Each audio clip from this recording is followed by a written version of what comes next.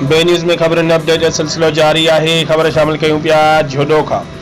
झोडे तोड़े भरपासे वारे स्टापन ते भलारो महीनो रमज़ान शरीफ़ शुरू थींदे ई वापारियुनि दुकानदारनि आम वापे वारनि शयुनि जा अघ चोट चाढ़े छॾिया।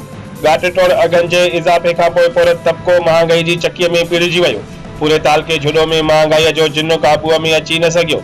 वापारियुनि ऐं दुकानदारनि रमज़ान जे भलारे महीने जो एहतराम न कंदे खाधे पीते जे सभिनी शयुनि जहिड़ो फ्रूट भाॼियुनि गोश्त मच्छी अटो खाजरू तेल खंडु ऐं चांवरनि जा अघ पिणु चाढ़े छॾिया।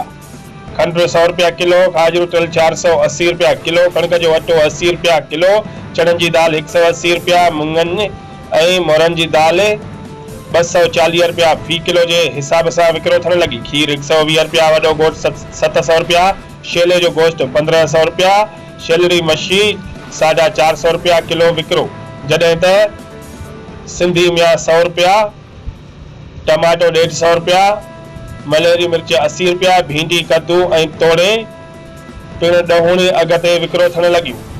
जॾहिं त वापारियुनि ऐं दुकानदारनि जी अहिड़ी हिक हठीअ खां पोइ इंतज़ामिया उगूर निंड पियल आहे, जंहिंजे करे ग़रीब ऐं पूरत तबिको सहरी ऐं इफ़्तारी पाणीअ ते करे रहियो आहे। जॾहिं त अहिड़ी महांगाई खां पोइ बि इंतज़ामिया महांगाई खे बुझ ॾियण लाइ को बि ख़ातिरख़्वाह क़दम न खंयो आहे।